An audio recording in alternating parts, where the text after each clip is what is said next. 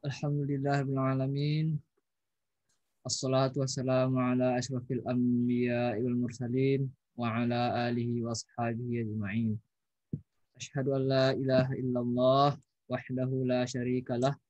Asyhadu anna Muhammadan abduhu wa rasuluh sallallahu alaihi wasallam la nabiyya ba'dah. Alhamdulillah, segala puji bagi Allah.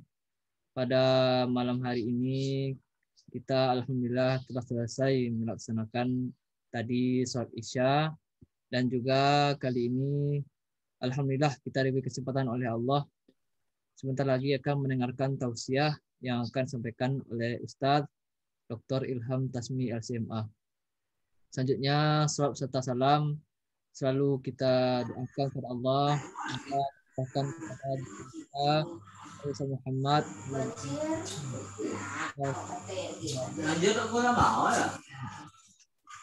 telah berusaha payah membawa umatnya dari lembah kebodohan, kejahilian kepada lembah berilmu pengetahuan seperti yang kita rasakan pada saat sekarang ini. Baiklah, sebelum kita memulai kajian pada malam hari ini, marilah kita membacakan Ummul Quran Al-Fatihah dalam hati masing-masing. Al-Fatihah.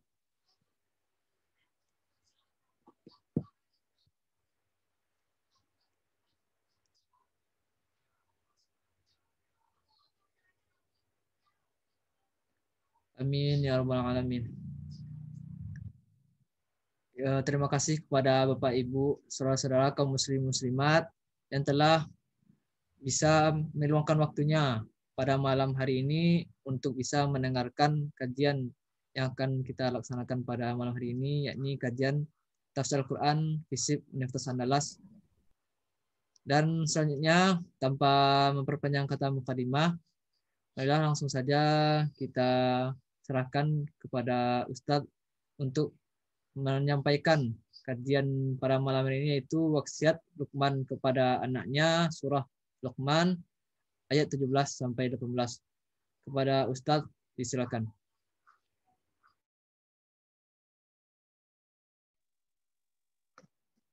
Terima kasih Ahsanul Zikri. A'udzubillahi minasyaitonir rajim. Bismillahirrahmanirrahim. Assalamualaikum warahmatullahi wabarakatuh. Waalaikumsalam warahmatullahi wabarakatuh. Alhamdulillah wa syukrulillah wassalatu wassalamu ala Rasulillah wa ala alihi wa sahbihi wa man walah.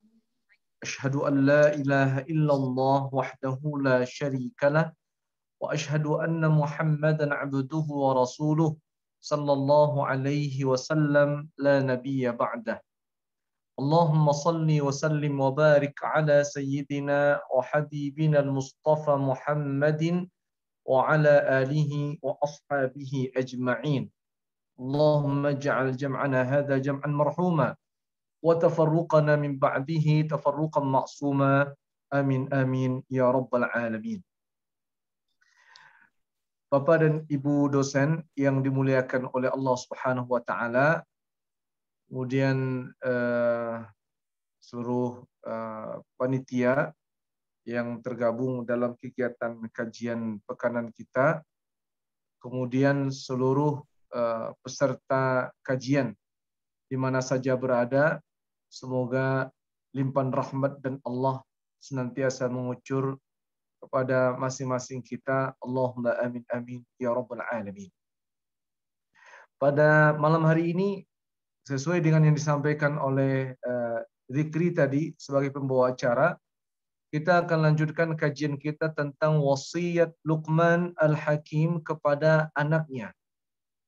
Kalau kita boleh mengulang dari wasiat-wasiat yang ada, pertama itu Luqman berwasiat kepada anaknya.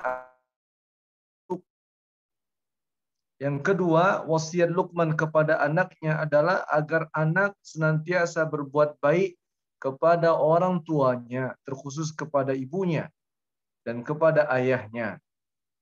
Kemudian wasiat yang ketiga adalah wasiat di mana Luqman berpesan kepada anaknya tentang muraqabatullah, bahwa di mana saja kita berada, kita senantiasa berada dalam pengawasan Allah Subhanahu wa taala. Yang ketiga itu ya. Kemudian yang keempat, wasiat Luqman kepada anaknya tentang mendirikan salat. Wasiatnya adalah tentang berdakwah, mengajak orang meninggalkan kemungkaran, mengajak orang untuk mengerjakan yang ma'ruf, mengerjakan yang baik. Itu yang kelima. Dan yang keenam, ini jadi bahasan kita pada malam hari ini insyaallah, wasbir ala ma asabak, yaitu perintah untuk sabar dengan segala bentuk ujian yang diterima oleh manusia. Kita bacakan terlebih dahulu ayatnya untuk mendapatkan fadilah dari kajian kita pada malam hari ini. Allah Subhanahu wa taala berfirman, A'udzu billahi minasyaitonir rajim. Bismillahirrahmanirrahim. Ya bunayya, aqimis salata wa'mur bil ma'rufi wanha 'anil munkari wasbir 'ala ma asabak. Inna dzalika min azmil umur. Allah Subhanahu wa taala berfirman, wahai anakku, dirikanlah olehmu salat dan perintahkanlah dengan yang ma'ruf dan tinggalkanlah yang mungkar, dan sabarlah atas apa-apa yang menimpamu. Inna dzalika min azmil umur. Sesungguhnya yang demikian itu di antara keteguhan urusan. Ini ayat yang ke-17 dalam bahasan kita pada malam hari ini, insyaallah. Bapak Ibu yang dirahmati oleh Allah, setiap yang terjadi di muka bumi ini itu tak ada yang sia-sia di Subhanahu wa taala. Jadi apapun yang terjadi, baik buruk, di mata Allah sesungguhnya tak ada yang sia-sia. Untuk manusia itu sendiri tidak ada kesia-siaan padanya. Baik yang dia terima ataupun buruk yang dia terima, ringan yang diterima atau berat yang dia terima, sesungguhnya di balik itu mengandung kebaikan untuk manusia itu. Begitu Allah Subhanahu wa taala menegaskannya dalam banyak ayat dalam Al-Qur'an Al-Karim. Maka oleh karena itu kita mendapati banyak ayat Allah Subhanahu wa taala yang menganjurkan kepada manusia untuk merenungi setiap peristiwa yang terjadi. Diperintahkan kita untuk merenungi setiap apa yang terjadi. Maka semua potensi yang ada pada manusia ini diperintahkan oleh Allah, didorongkan oleh Allah agar dipergunakan oleh manusia itu untuk mengenali peristiwa-peristiwa itu. Ada mata untuk melihat, ada telinga untuk mendengar, kemudian ada hati untuk merasa. Semua potensi diperintahkan oleh Allah, pergunakan dia untuk mengenali lebih dalam setiap peristiwa yang engkau hadapi. Contoh ayat dalam surat Ali Imran ada, surat Al-An'am juga ada, dan beberapa surat lainnya juga ada. Apa kata Allah? Qul siru fil ardi fanzuru kaifa kana aqibatul mukadzibin. Dan yang lain, qul siru fil ardi thumma anzuru kaifa kana aqibatul mukadzibin. Katakanlah wahai Muhammad kepada manusia, siru fil ardi, hai manusia, bertebaranlah engkau di muka bumi, siru, bertebaranlah engkau di muka bumi, fanzuru, maka telitilah oleh kalian, perhatikanlah oleh kalian, lihatlah oleh kalian, kaifa kana aqibatul mukadzibin, bagaimana Allah Subhanahu wa taala telah menimpakan azab akibat kepada orang-orang yang berdusta atasnya. Ayat yang seperti ini dalam Al-Quran Al-Karim beragam dia jumlahnya, banyak ya dalam Al-Quran Al-Karim. Tapi sesungguhnya kesimpulannya itu satu. Apa kesimpulannya? Allah Subhanahu wa taala ya mendorong manusia untuk menggunakan pemberiannya agar manusia bisa mengambil pelajaran yang berharga dari setiap peristiwa yang mereka hadapi.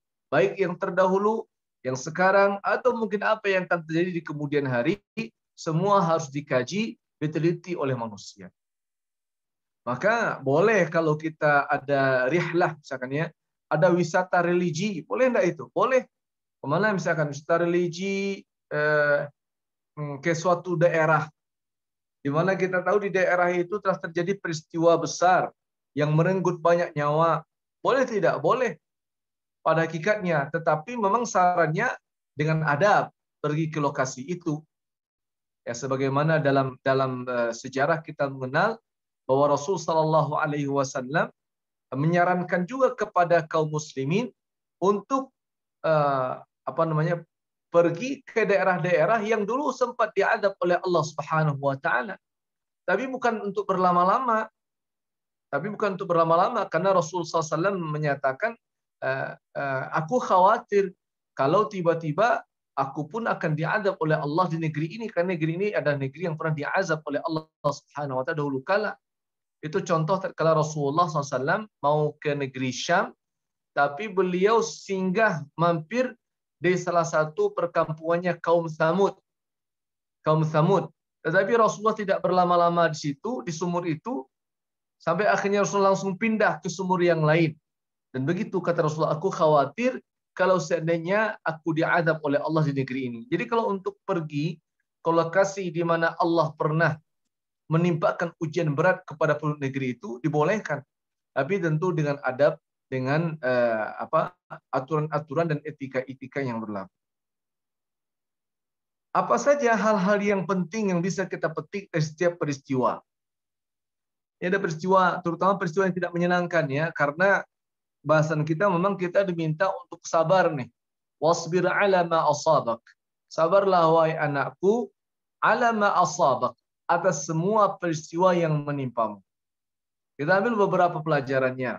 Yang pertama adalah setiap peristiwa yang terjadi di hadapan kita, bersama kita, itu mudah-mudahan semakin meyakinkan dalam diri kita bahwa Allah penentu kehidupan.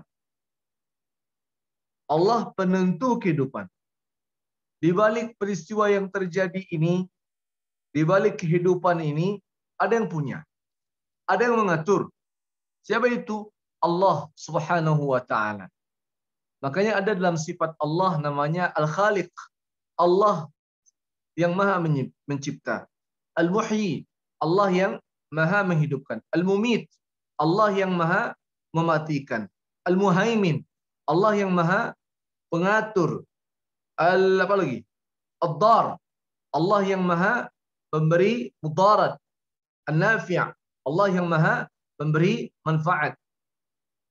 Jadi harapannya kalau ada peristiwa, itu kemudian bertambah keimanan seorang hamba. Semakin yakin dia bahwa yang berkuasa itu Allah, bukan dia. Bukan dirinya, bukan keluarganya, bukan atasannya, bukan uangnya, bukan hartanya. Tidak, tapi yang berkuasa itu adalah Allah Subhanahu wa Ta'ala. Maka sudah pasti manusia tidak bisa mengatur-ngatur. Kehidupan alam, peristiwa alam, tidak bisa manusia mengatur. Pertama banyak peristiwa begitu ya, diadakan kegiatan akbar, kegiatan besar, kemudian misalkan mengundang para dukun gitu ya, untuk mencegah agar tak terjadi awan. Saya lihat ada beberapa peristiwa begitu gitu. Saya dengar diundang 20-30 dukun, kemudian yang bisa katanya mengalihkan hujan. Tapi qadarallahu ma syaa, ternyata kuasa Allah berikan petunjuk kepada penyelenggara bahwa Allah yang berkuasa, hujan tetap turun. Kegiatan terhenti dalam waktu yang cukup panjang. Sehingga ketika itu sebagian orang meyakinkan bahwa yang berkuasa adalah Allah Subhanahu wa Ta'ala. Itu diantara contoh peristiwa ya. Jadi tidak bisa manusia mengatur-ngatur. Berhentilah meletus wahai gunung. Bisa? Tidak bisa. Berhentilah runtuh wahai longsor. Wahai galodo. Berhenti. Tidak bisa manusia. Tidak ada kemampuan manusia. Di Gunung Merapi di Jawa itu ada tokoh yang terkenal, pawangnya bisa menghindari lava Gunung Merapi ke lokasi yang tak diinginkan. Tapi kalau Allah yang berkehendak, akhirnya dia juga ikut kena ujian itu, kena musibah itu, meninggal dunia juga jadinya gitu. Dan itu mengingatkan kepada kita bahwa yang berkuasa atas peristiwa itu bukan kita. Yang berkuasa itu adalah Allah Subhanahu wa taala. Ma asaba min musibatin fil ardi wala fi anfusikum illa fi kitabim min qabli an nabra'aha inna dzalika 'ala Allah yasir. Ini Al-Hadid ayat ke-22. Apa kata Allah? Tidaklah ada sesuatu yang menimpamu. Ini musibah nih ya. Tidaklah ada musibah apapun dia yang menimpamu musibah itu di bumi ini, dan tidak pula musibah yang menimpa dirimu langsung, kecuali illa fi kitabim min qabli an nabra'aha, kecuali semua itu telah dituliskan oleh Allah dalam catatannya. Jadi Ilham, nanti pada waktu ini jam sekian, hari ini tanggal sekian itu akan terjadi peristiwa ini gitu. Itu tidak ada yang luput dari kekuasaan Allah. Semuanya sudah ada dalam catatan Allah Subhanahu wa taala, peristiwa-peristiwa itu. Inna dzalika 'ala Allah yasir. Maka disebutkan oleh Allah dalam surah Al-Hadid ayat 22, ayat yang ke-27 ini, sesungguhnya peristiwa itu bagi Allah sangat mudah sekali. Membuat sesuatu yang di luar nalar manusia, bagi Allah itu sangat mudah sekali. Kemudian ada juga riwayat dari Imam Asim. Dari Imam Asim, sami'tul Hasana yaqulu fi maradhihi alladhi mata fihi. Jadi Asim ini berkata, aku pernah mendengar Hasan ibni Ali ibni Abi Talib radhiyallahu anhu. Ini cucunya Rasulullah sallallahu alaihi wasallam. Anak dari putra dari Ali bin Abi Talib radhiyallahu anhu. Ketika beliau sakit, Hasan bin Ali ini ya, ketika beliau sakit parah gitu ya, dan sakit itu yang menjadi musabbab, menjadi penyebab kemudian akhirnya beliau meninggal dunia, itu beliau pernah berkata sebagai nasihat bagi orang-orang yang melihat beliau. Apa kata beliau? Innallaha azza wa jalla, sesungguhnya Allah azza wa jalla qadara ajalan. Allah itu sesungguhnya telah mentakdirkan ajal. Allah telah menetapkan ajal. Wa qadara musibatan. Allah itu telah menetapkan musibah. Telah ditetapkan oleh Allah musibah. Wa qadara mu'afatan. Allah itu telah menetapkan mu'afah, ampunannya. Wa qadara ta'atan. Allah itu telah menetapkan ketaatan seseorang. Wa qadara ma'siyatan. Allah itu telah menetapkan maksiat yang dikerjakan oleh seseorang. Faman kadzdzaba bil qadari, siapa yang dia berdusta terhadap takdir Allah, tidak percaya dia takdir Allah, tidak mengakui dia takdir Allah, ya, faqad kadzdzaba bil Qur'an, maka sungguh dia telah berdusta terhadap Al-Qur'an. Makanya dilarang seseorang yang ditimpa musibah meronta-ronta, bahkan menyakiti jiwanya, dirinya, karena dia kehilangan harta, kehilangan jiwa, kehilangan benda, atau sesuatu yang dia cinta. Kan terlarang dalam Islam. Tidak boleh seseorang itu sampai meronta-ronta, histeris, teriak, kemudian menyakiti badannya, jiwanya, karena ada yang hilang. Ada yang hilang. Kenapa Islam melarang? Salah satu penyebabnya adalah kalau ada yang melakukan hal seperti itu sama dengan dia tidak percaya dengan takdir Allah. Kalau ada orang yang tidak percaya dengan takdir Allah, padahal musibah itu terjadi. Tidak ada kita yang manusia ini yang tidak luput dari musibah. Semua kita pernah kena musibah, berat, ringan, sedang. Semua kita pernah kena musibah. Ya. Kalau ada orang yang tidak percaya dengan musibah itu sama artinya kata Imam Hasan bin Ali ini, dia tidak percaya terhadap Al-Quran.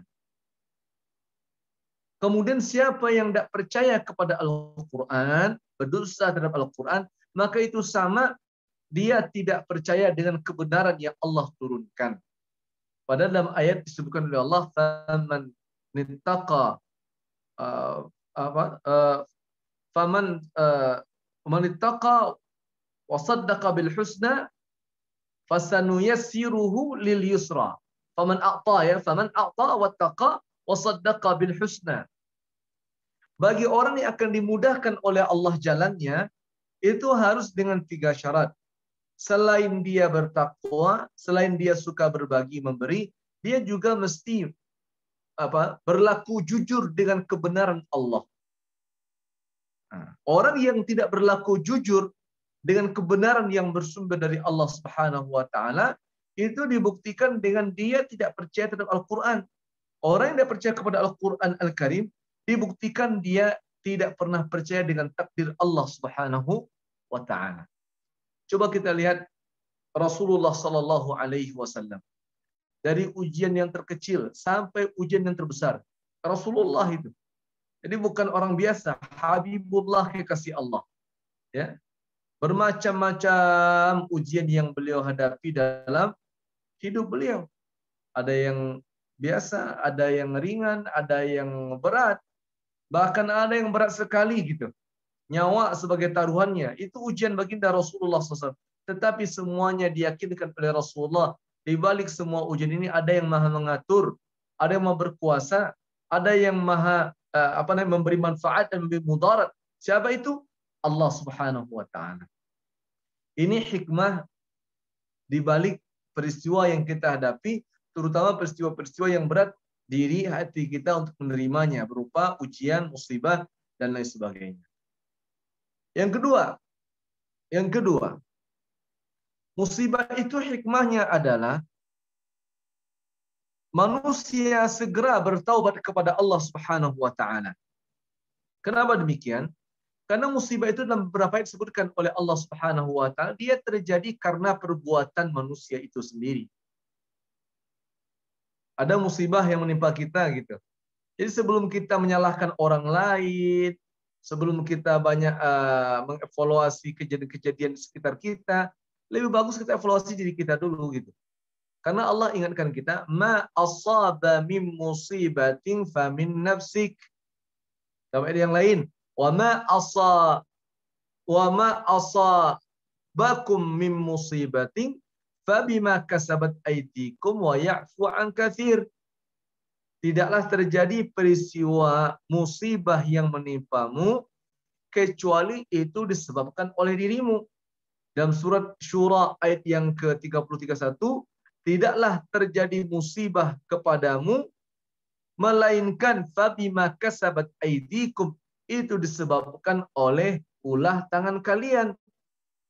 Wa ya'fu an katsir, dan Allah memberikan kemaafan yang banyak. Dan Allah memberikan kemaafan yang banyak.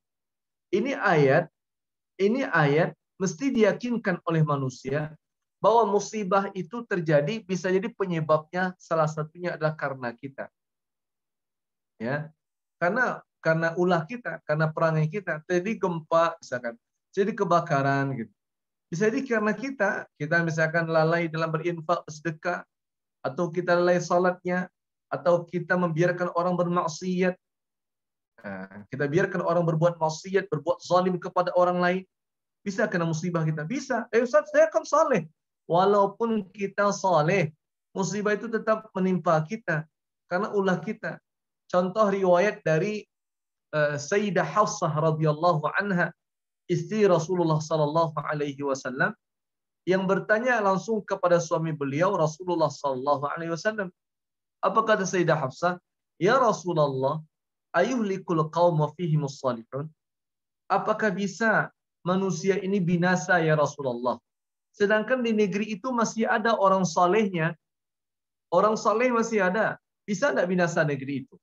Apa jawaban Rasul SAW? Bala. Oh bisa. In kathuratil khabar. Tapi dengan catatan, jika keburukan, kemaksiatan sudah merajalela. Yang ada cuman orang soleh. Soleh itu untuk dirinya. Sedangkan mensolehkan orang lain, itu juga sebuah kewajiban, namanya rajulun muslihun. Rajulun muslih, yang mensolehkan orang lain, itu tidak ada. Saleh pribadi ada, mensolehkan orang lain tidak ada. Maka tertimpa jugalah orang saleh itu dengan musibah Allah Subhanahu wa ta'ala. Dalam ayat dalam Al-Quran Karim, surat Al-A'raf ya, wattaqu fitnatan la tusibanna alladhina zalamu minkum khassah. Peringatan Allah, berhati-hatilah kalian dengan ujian yang Allah tidak timpakan hanya kepada pelaku zalim. Orang saleh bisa kena juga? Bisa, kena juga orang saleh. Kalau dalam tafsirnya itu disebutkan, kenapa orang saleh juga bisa kena musibah? Jawabannya karena orang salehnya diam, ada kemaksiatan dibiarkan. Dia punya kemampuan untuk merubah, tapi dia tidak lakukan, dia biarkan. Maka orang saleh pun juga bisa kena musibah, ujian dari Allah Subhanahu wa taala. Ini Masya Allah seperti kondisi kita COVID-19 ini. Sudah panjang ya, 1,5 tahun COVID ini. Belum hilang. Orang salehnya banyak. Tapi ada orang saleh yang kena. Ada orang saleh kena. Mudah-mudahan orang saleh yang kena tunggu dosa mereka. COVID-19 itu insya Allah. Tapi jangan lupa, bisa jadi ini bentuk murka Allah kepada manusia. Karena sudah terlalu banyak maksiat dan dosa yang dikerjakan oleh manusia itu. Sehingga pandemi ini sampai detik ini, sampai hari ini tidak habis-habis. Masih ada saja. Orang sudah tabaruk. Sudah datang masjid, sudah beramai-ramai lagi ke masjid, sudah beramai-ramai lagi berdoa, sudah tilawah Al-Quran, sudah masuk Ramadan, sepanjang hari Ramadan, tapi masih ada. Bisa jadi ini bentuk peringatan Allah Subhanahu wa taala bahwa musibah ini akibat perbuatan manusia, diuji oleh Allah sekarang. Nah, kita kampus belum ada yang bisa tetap buka, masih daring sampai sekarang. Karena faktor banyak. Ternyata belakang ini kita dengar COVID itu semakin menurun. Malam ini ya kan dampak dari COVID itu. Tidak hanya dampak ekonomi, memang dampak kesehatan. Batuk dia, demam dia, hilang penciumannya, dan lain sebagainya. Ini contoh ya, bentuk ujian yang ditimpakan oleh Allah kepada manusia. Sesungguhnya musibah itu juga berasal dari diri manusia itu sendiri.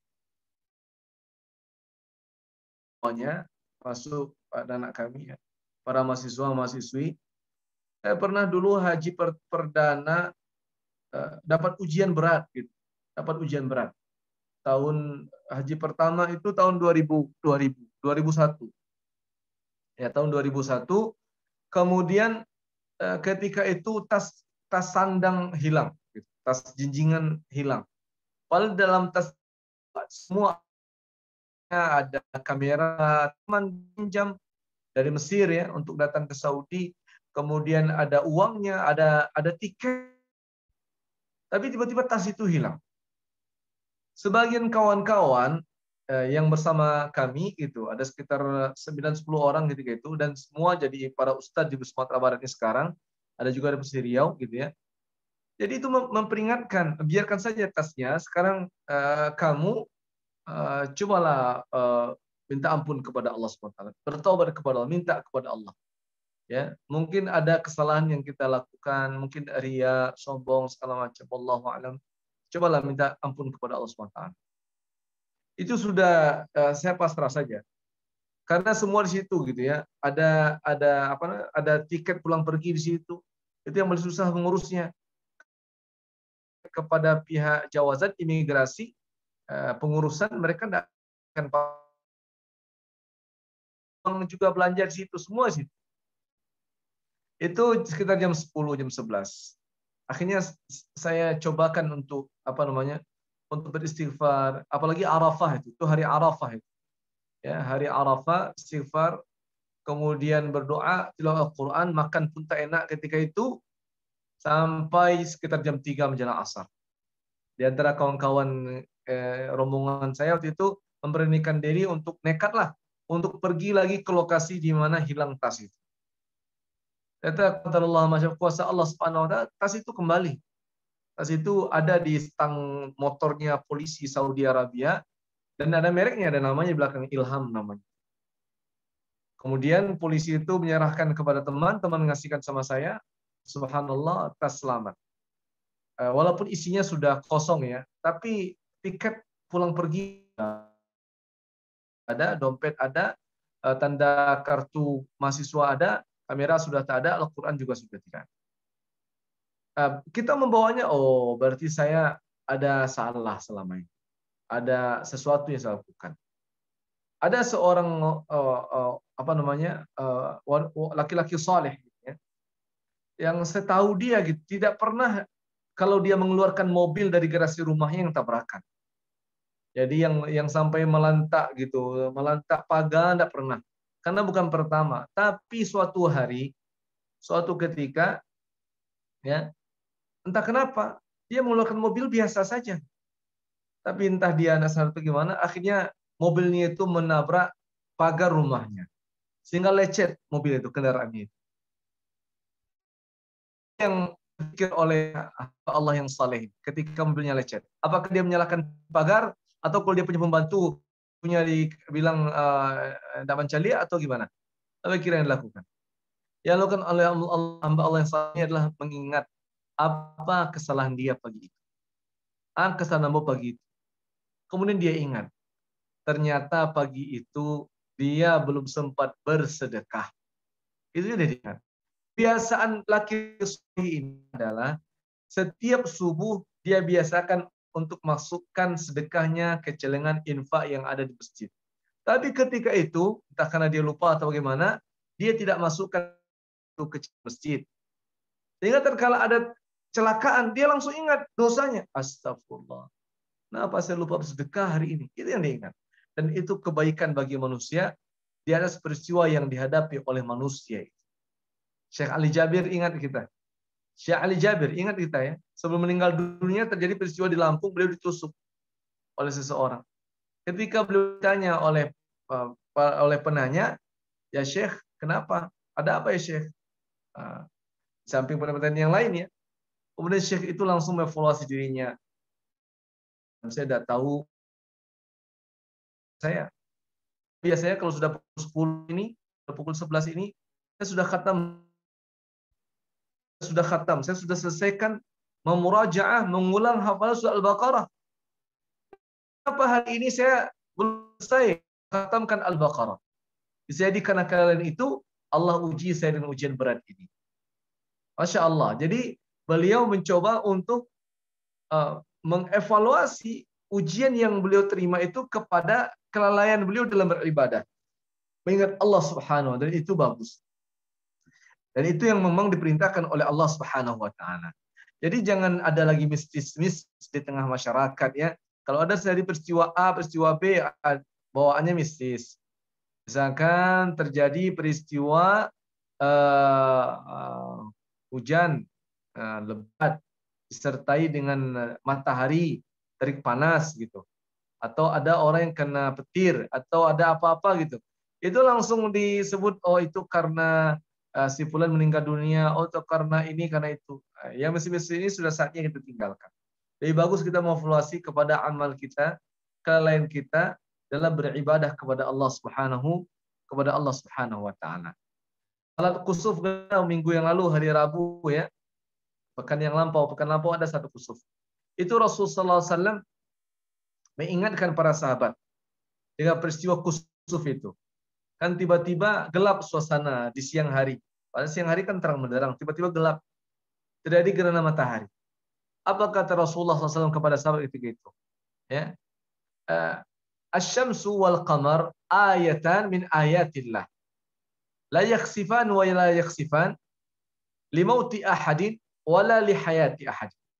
Kata wala li hayyi ahadin. Kata Rasulullah SAW, ini matahari dan bulan ini milik Allah dua-duanya.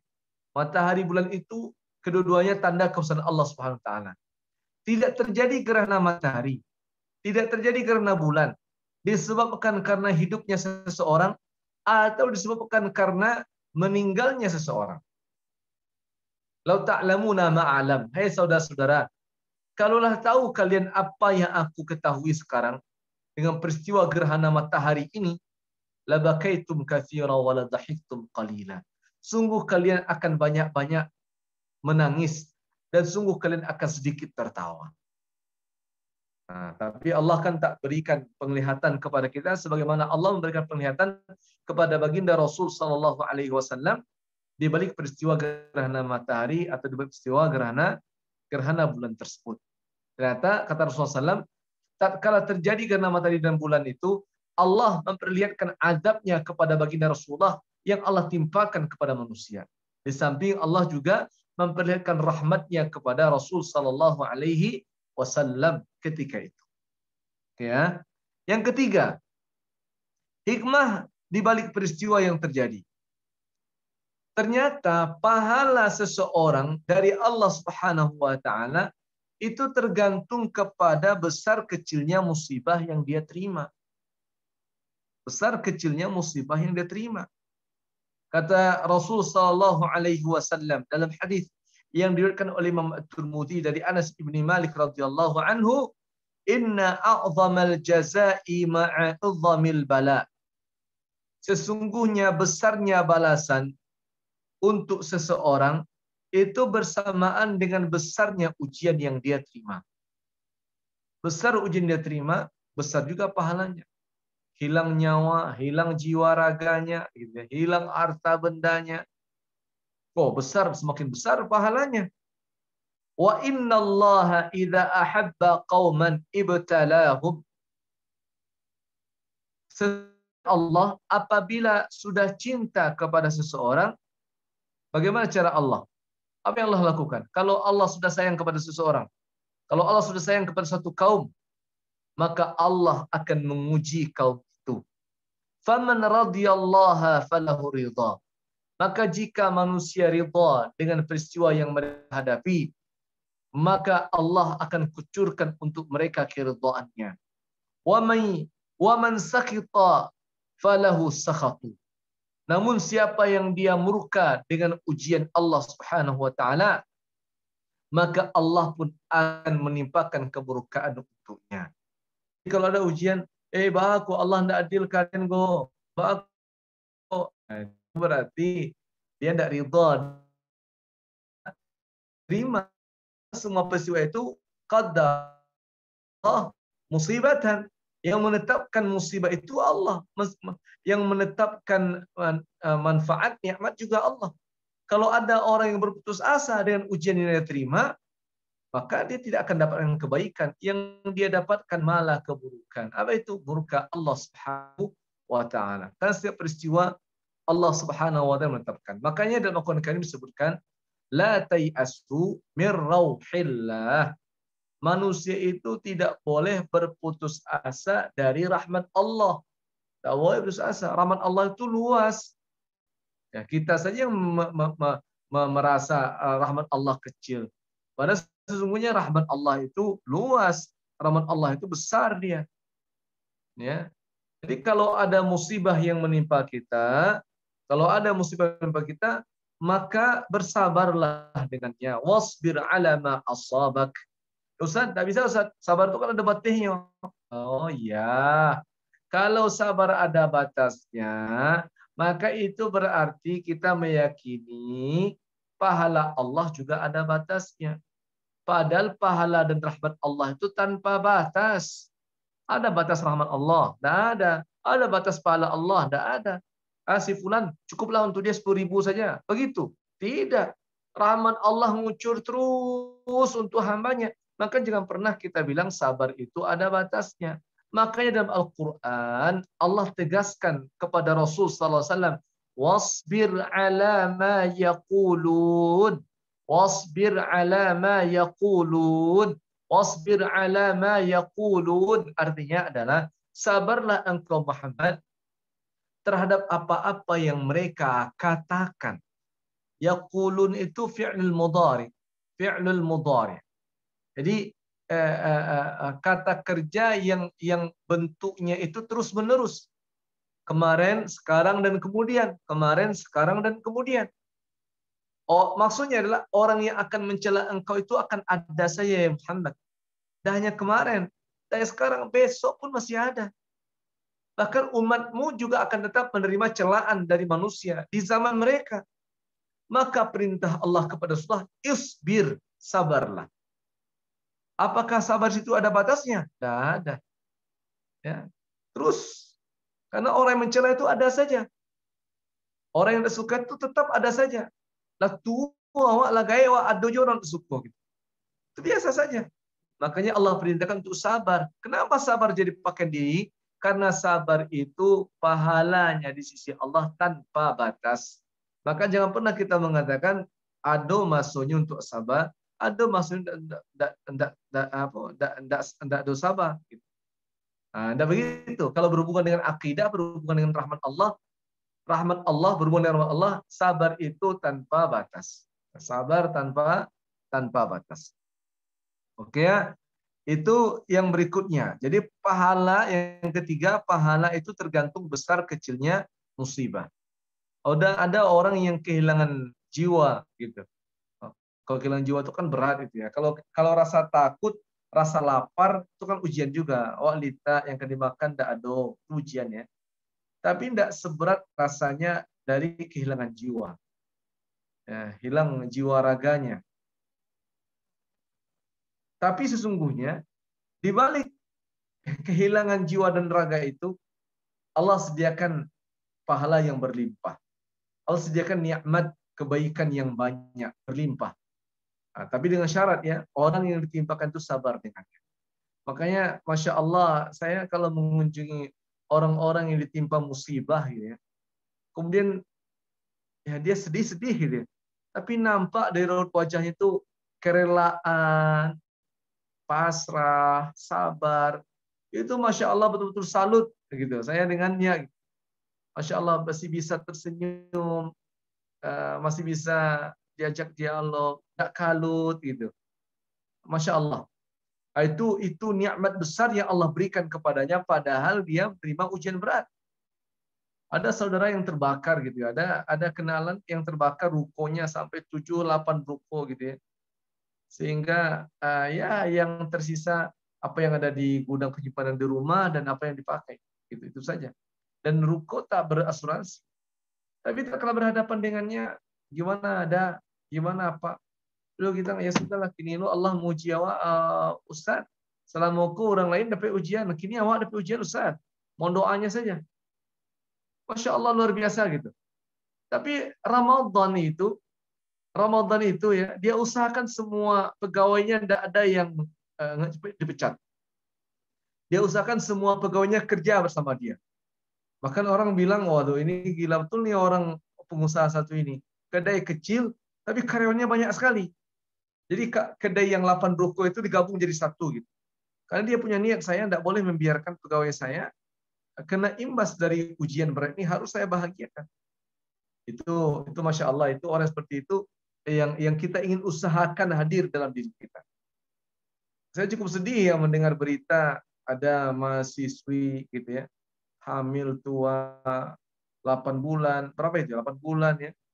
Mungkin karena ada masalah dengan suami gitu. Akhirnya dia mengakhiri kehidupannya di tali gantungan gitu ya. Aduh, miris betul ya. Padahal mahasiswa gitu. Miris betul. Di kepalanya di mana itu ya letak orang tuanya, kemudian ayah bundanya, orang kampungnya. Taruhlah kalau itu mungkin juga tidak ada, tapi di mana posisi Allah Subhanahu wa taala bagi dia itu? Ya. Makanya tegas-tegas Allah mengatakan la tayasu. Marah Allah, murka Allah. Kalau ada orang sampai gantung diri mengakhiri hidupnya dengan bunuh diri, Allah 7 keturunan. Di akhirat dia berada fi darkil asfal minan nar, di kerak neraka. Di dunia 7 keturunan. Disiksa juga keluarganya. Tersiksa batin mereka. Karena orang baca-baca terus, wah itu keluarganya dulu bunuh diri. Oh itu 7 keturunan. Makanya diingatkan oleh Luqman anaknya, nak, kalau apapun musibah yang menimpamu, nak, sabar. Ya, sabar. S-A-B-A-R, sabar. Ya, sabar. Karena di balik ujian itu pasti ada rahmat Allah.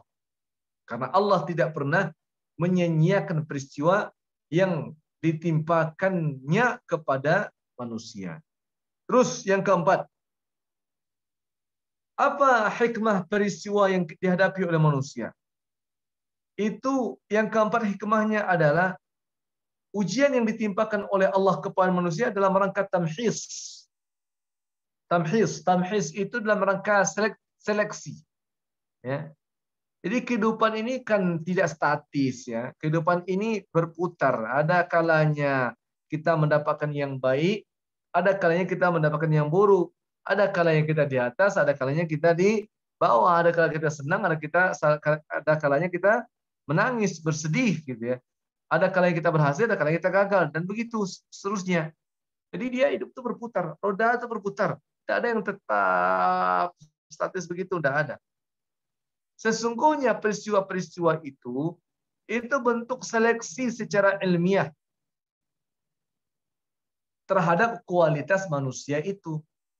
Pas dia senang, stabil dia. Jiwanya stabil, emosi stabil, semua stabil. Kalau ditimpakan musibah dikit bagaimana? Stabil juga enggak? Gitu.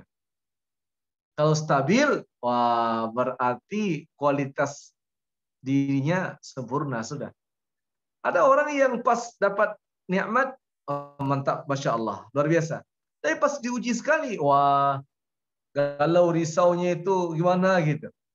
Nah, ini teruji juga kualitas diri manusia itu. Jadi kalaupun ada ujian-ujian yang ditimpa oleh manusia, yakinkan itu adalah waktu di mana Allah mentamhis kita, menseleksi kita.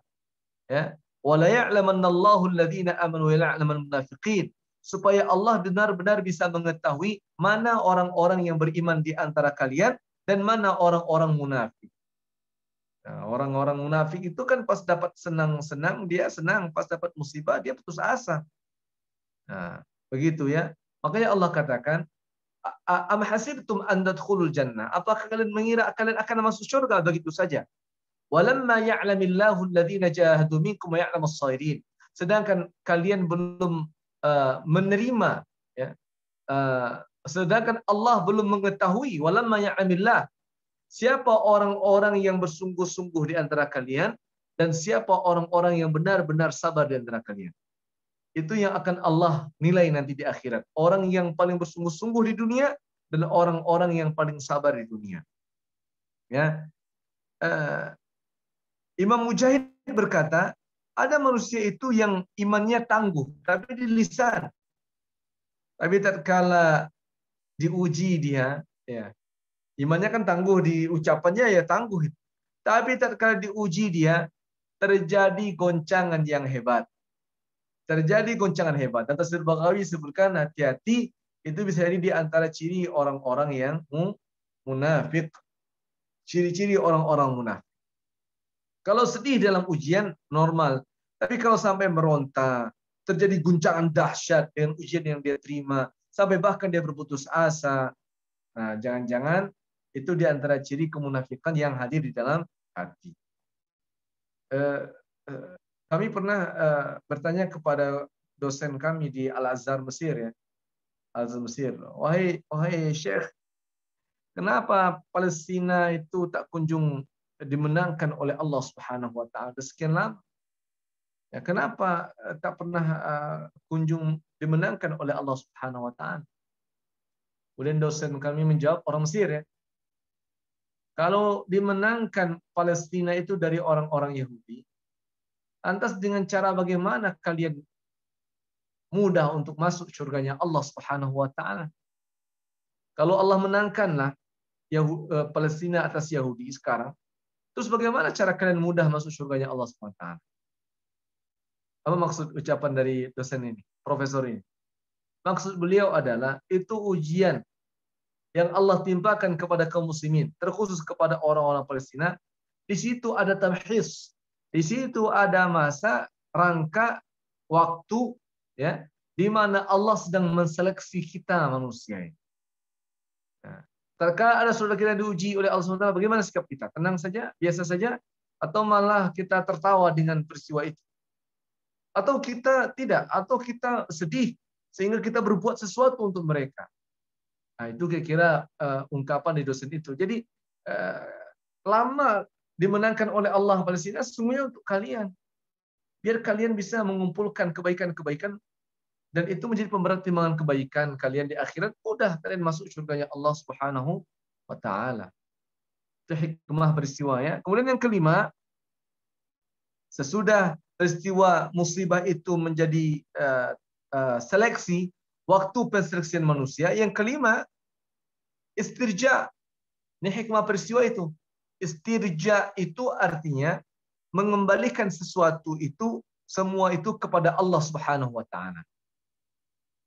Jadi ada kalimat istirja. Alladzina idza asabatuhum musibatun qalu inna lillahi wa inna ilaihi raji'un. Ini namanya istirja. Mengembalikan segala sesuatunya kepada Allah. Dan apabila manusia ditimpakan sesuatu, maka manusia itu berkata, sesungguhnya segala peristiwa ini terjadi karena Allah, wa inna ilaihi raji'un, dan semua yang ada ini akan kembali kepada Allah Subhanahu wa taala. Ini istirja namanya, mengembalikan sesuatu itu kepada Allah, dan kemampuan seseorang mengembalikan sesuatu itu kepada Allah itu bahagian dari hikmah setiap peristiwa yang Allah timpakan kepada manusia. Bapak dan Ibu yang dirahmati oleh Allah, dalam Al-Quran surah Al-Ankabut ayat yang kedua Allah berfirman, ahasiban nasu ayyutraku ayyaqulu amanna wa hum la yuftanun. Apakah manusia ini mengira, ahasiban nasu ayyutraku, apakah manusia itu mengira mereka akan ditinggalkan begitu saja? Ayyaqulu amanna, dengan mengatakan kami telah beriman.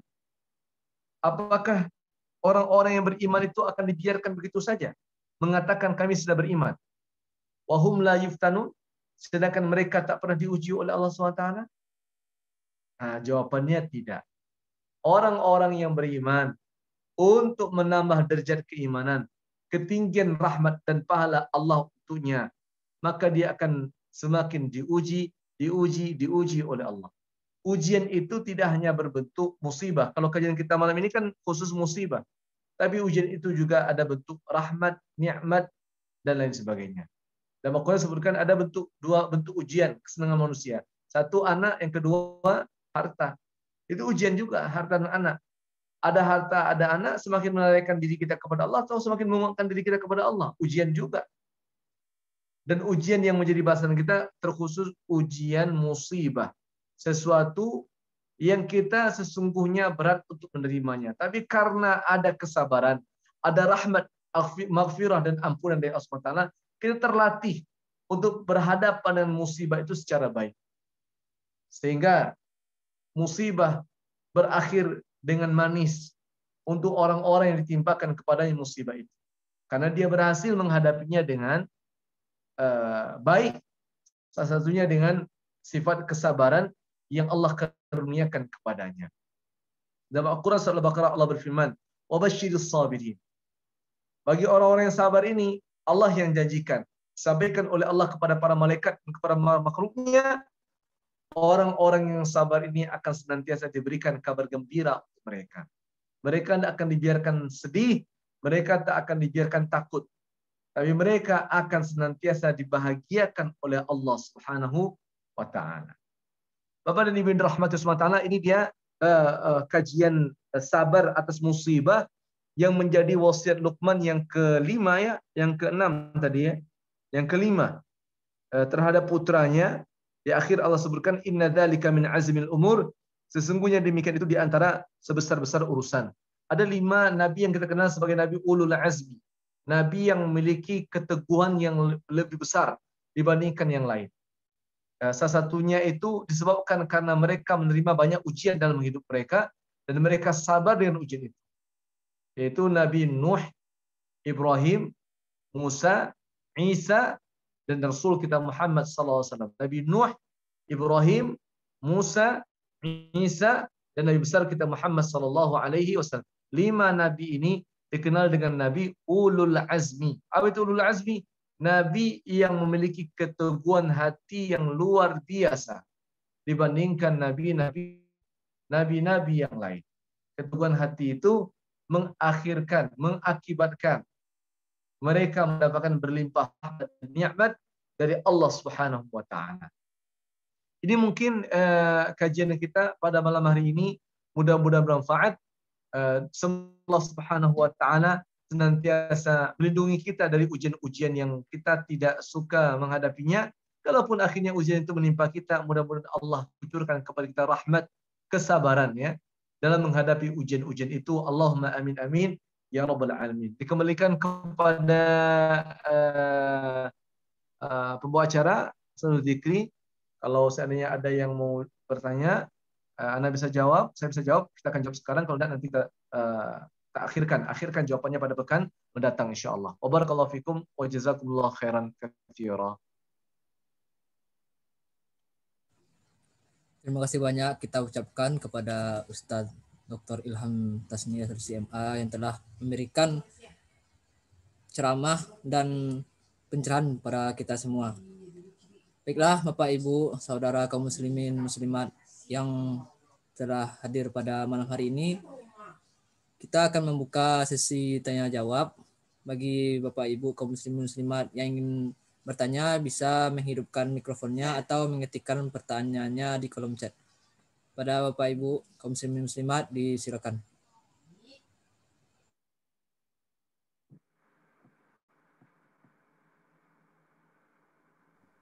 Assalamualaikum Ustaz Zikri. Waalaikumsalam. Silakan Pak. Assalamualaikum Ustaz Ilham. Assalamualaikum Ustaz. Warahmatullahi wabarakatuh. Eh, Assalamualaikum warahmatullahi wabarakatuh. Saya admin dari FMIPA Ustaz. Tadi menarik sekali kajian kita malam ini. Tapi saya seperti ingin bertanya begini Ustaz.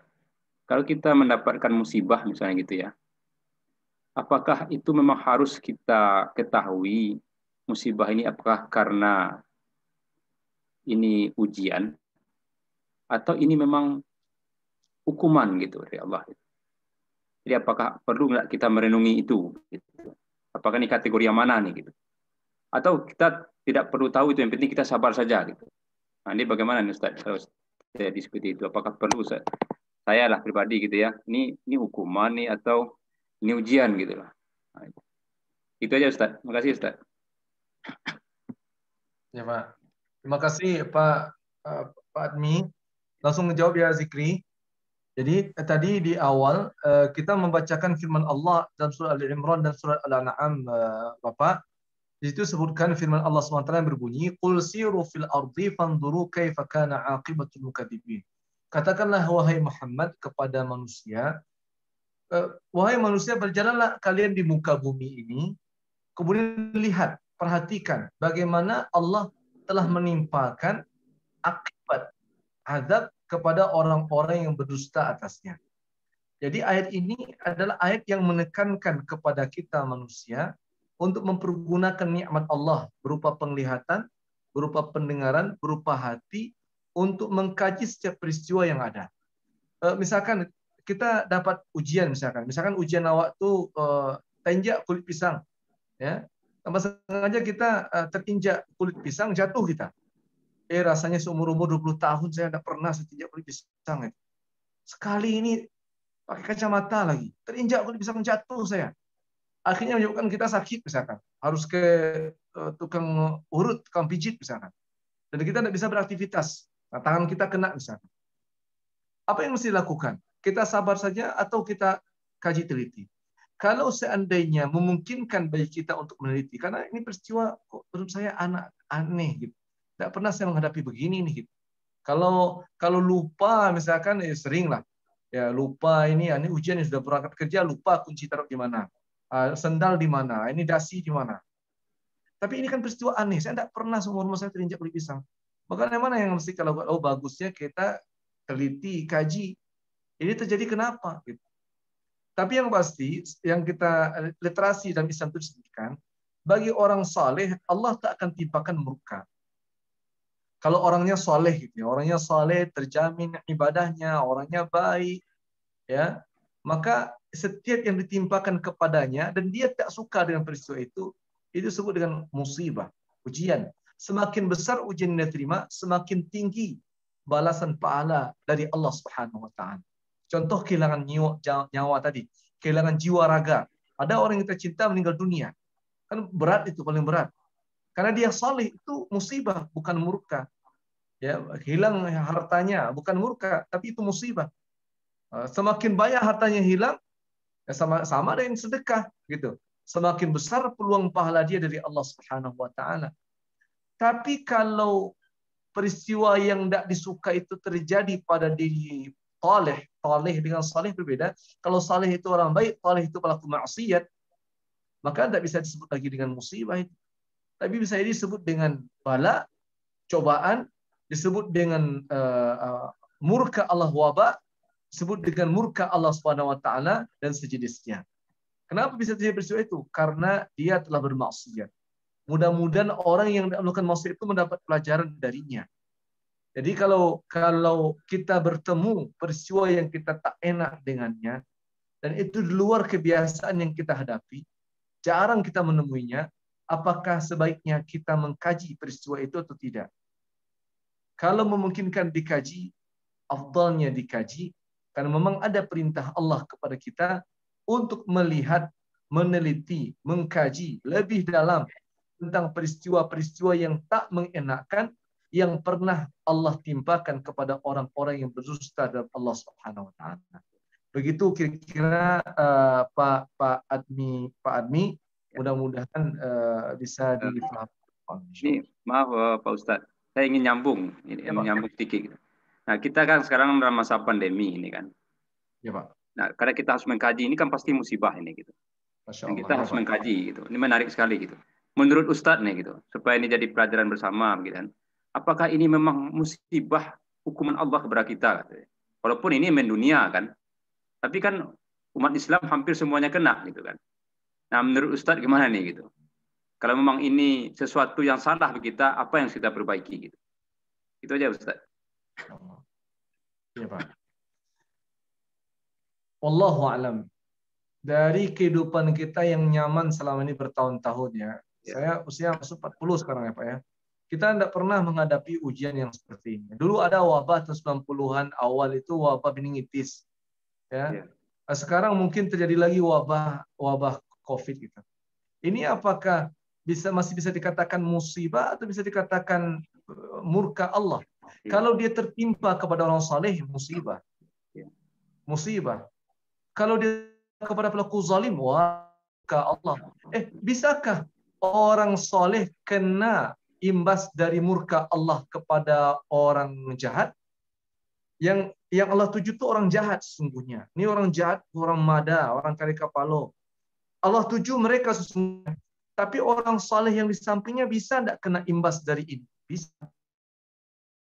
Bisa gitu. Karena murka Allah, ujian itu tidak hanya Allah timpakan kepada pelaku zalim, tapi juga bisa menimpa orang-orang saleh sekitarnya. Makanya kan debat antara pelaku LGBT dengan seorang ustadz itu. Yang dia bilang, itu kan urusan saya. Saya mau LGBT, mau apa urusan saya. Kata sang ustadz, bukan urusan lu ini, bukan urusan kamu, itu urusan saya. Karena kalau datang azab Allah itu, sudah dalam Al-Quran Karim, datang, itu hanya bukan kalian yang mati. Kami pun juga bisa ikut imbas dari apa yang kalian kerjakan. Makanya kita diperintahkan oleh Allah untuk berdakwah, mengingatkan manusia. Bisa jadi juga COVID-19 ini berlangsung di seluruh dunia ini. Bagi peringatannya bagi orang Islam, bisa jadi juga umat Islam selama ini lengah. Ada orang bermaksiat dibiarkan, ada pelaku zalim dibiarkan. Saudara-saudara kita misalkan di Palestina, ya dizalimi, dibiarkan. Kalau kita misalkan dengan tetangga kita, ada orang yang zalimi, dibiarkan. Ada orang berbuat salah, dibiarkan. Jadi kajiannya kita ambil hikmahnya ke situ. Apakah ini cobaan? Ya, ini cobaan. Buktinya udah berlama ini. Apakah dengan corona ini ada orang yang Allah tinggikan derajatnya? Saya yakin ada. Ya, saya yakin ada. Bahkan di antara orang-orang yang berjuang ya untuk keluarganya, mencari nafkah untuk istri dan sanak familinya, tiba-tiba kena COVID tapi dia sabar dengan ujian itu sampai akhirnya dia meninggal dunia. Insya Allah kita yakinkan dia syahid fisabilillah. Dia syahid di jalan Allah Subhanahu wa taala. Tapi kalau ini terjadi pada diri orang-orang zalim, orang-orang pelaku dosa, pelaku maksiat, kita yakinkan ini bukan musibah lagi. Tapi ini sungguh adalah murka Allah untuknya. La jaleh nagari mudaiko masih juga bermaksiat. Kena dia COVID-19, kena dia penyakit-penyakit, kena dia ujian-ujian yang berat. Maka kita yakinkan itu bukan musibah lagi. Untuk meninggikan derajatnya, tidak. Tapi itu adalah bentuk bala, bentuk murka Allah yang Allah timpakan kepadanya sebagai balasan kemaksiatan yang selama ini dia lakukan.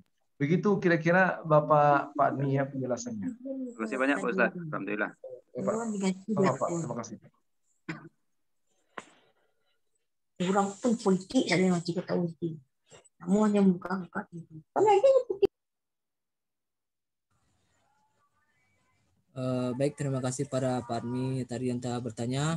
Sudah ada pertanyaan masuk di kolom chat, Pak Ustadz.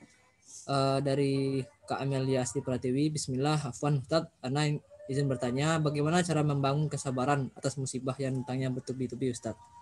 Ya. Terima kasih. Ini pertanyaannya bagus ya. Kita punya baginda Rasulullah SAW sebagai patokan qudwah kita ya, uswah kita, suri teladan kita dalam menghadapi setiap peristiwa yang kita hadapi. Kira-kira beratan mana musibah yang kita terima ketimbang musibah yang dihadapi oleh baginda Rasulullah SAW? Beratan mana ujian yang kita terima dibandingkan ujian yang diterima oleh para nabi-nabi Rasulullah, Nabi Ayub misalkan, Nabi Nuh misalkan, atau nabi Rasul lainnya? Beratan mana? Beratan mana ujian yang kita terima dan ujian yang diterima oleh para ulama-ulama kita terdahulu, orang-orang baik sebelum kita yang sekarang mereka sudah meninggal dunia, berhadapan melawan penjajah, mempertaruhkan nyawa, deraga, ya sampai terpisah dari istri, keluarga dan sebagainya. Ya. Rasanya beratan mereka dibandingkan kita. Ya, beratan mereka. Maka kalau seandainya ada ujian ini yang bertubi-tubi datangnya, bagaimana cara kita menghadapinya? Yang pertama, yakinkan setiap ujian itu pasti ada peristiwa yang memberikan pelajaran berharga buat kita. Setiap peristiwa yang kita temui dalam hidup kita yakinkan di balik peristiwa itu ada hikmahnya dari Allah Subhanahu wa taala. Maka ada beberapa cara yang bisa kita lakukan.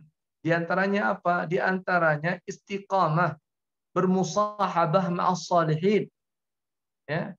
Di antaranya istiqamahlah berteman dengan orang-orang saleh. Orang saleh ini adalah orang yang dia hadir bersama kita bukan hanya di waktu kita lapang. Di waktu sempit pun dia tetap bersama kita. Di waktu kita susah dia bersama kita. Istiqamah berteman dengan mereka. Jangan kita mengucilkan diri sendiri. Beban hidup kita anggap berat. Pada sungguhnya kita sanggup untuk memikulnya. Cuma karena kita tidak punya kawan. Jadi ringan pun terasa berat juga dia. Tapi kalau ada kawan, oporlah dikit ke kawan ini. Ya, oper ke kawan ini yang ada di Zoom ini insya Allah siap ini menampung ujian-ujian yang kita hadapi. Itu yang pertama. Yang kedua, istiqamah dengan tilawah Al-Quran Al-Karim. Istiqamah dengan tilawah Al-Quran.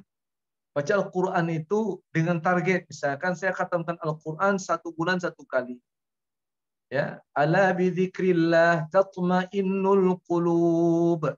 Kata Allah dalam surat Al-Anfal, ketahuilah dengan mengingat Allah Subhanahu wa taala itu akan menenteramkan hati, menenangkan jiwa. Sering-sering membaca Al-Quran Al-Karim, sering berzikir dengan Allah Subhanahu wa taala.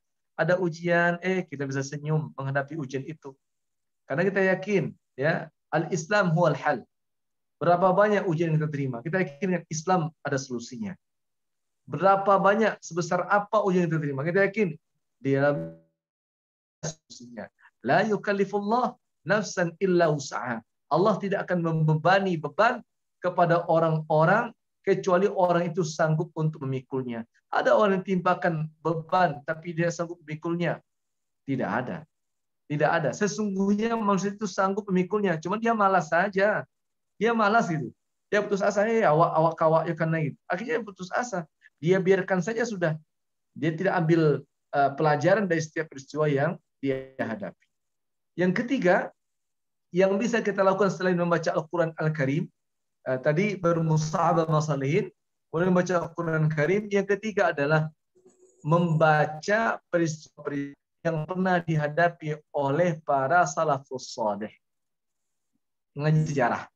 Kaji sejarah para ulama-ulama terdahulu, Nabi dan Rasul, kemudian terutama para Nabi kita Muhammad SAW dan para sahabat-sahabat beliau, para salafus saleh kita, orang terdahulu kita, dalam menghadapi ujian berat yang mereka terima. Bagaimana sabar mereka? Ada namanya Imam Ibnu Abi Hatim. Imam Ibnu Abi Hatim terpisah dari keluarga, tinggal sendiri di Mesir. Tinggal sendiri di Mesir. Ya, dia keinginannya ke Mesir itu untuk menuntut ilmu, untuk belajar ilmu. Tambah kuasa Allah SWT, ternyata Imam Ibnu Abi Hatim ini kehabisan uang. Tidak ada uang. Jauh dari ibu dan ayah. Tidak ada keluarga kandung. Ya. Kemudian tinggal di negeri orang. Satu lagi itu, di hari itu tidak ada yang akan dimakan. Tidak ada yang akan dimakan. Bahkan digambarkan Imam Ibnu Abi Hatim ketika itu hanya memakan ikan mentah. Ikan mentah. Tapi Masya Allah, karena beliau salafus saleh, kita baca sejarah hidup beliau itu ya, ternyata beliau bisa menghadapi ujian berat itu dengan ringan, dengan lancar. Dengan lancar. Nah, ini kan semangat kita. Oh, Masya Allah, Imam Ibnu Abi Hatim, kitab ini, ulama kita, begitu menghadapi ujian. Akhirnya kita termotivasi dengan ujian-ujian yang kita hadapi itu, kita bisa sanggup melewatinya dengan baik, dengan sempurna. Akhirnya begitu. Kalau ada bertubi-tubi ujian,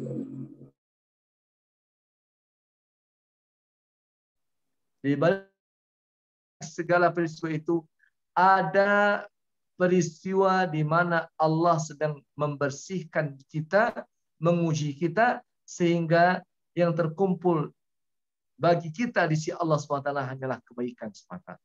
Pertama, istiqamah berteman dengan orang-orang soleh, ya, agar kita bisa curhat kepada mereka, mereka dengarkan nasihat kita. Yang kedua, mulazamah tilawah Al-Quran, terus-menerus membaca Al-Quran, berzikir dengan Allah SWT. Yang ketiga, baca terus-menerus sejarah Nabi dan para sahabat-sahabat beliau dalam mengarungi kehidupan ini. Ahsan zikrinya untuk pertanyaan dari yang terusan dari Ibu Amelia ya, Asti. Terima kasih. Baik, terima kasih Ustadz, terima kasih Kak Amel atas pertanyaannya. Sudah ada yang raise hand, yakni Kak Zakiyah Derajat. Kepada Kak Kia, disilakan Kak.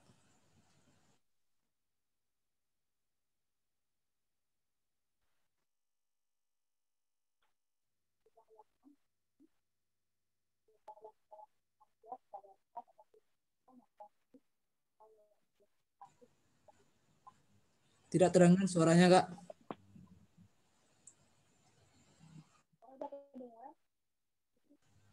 Kecil sekali Kak. Kak, di sini suaranya kecil sekali, Kak.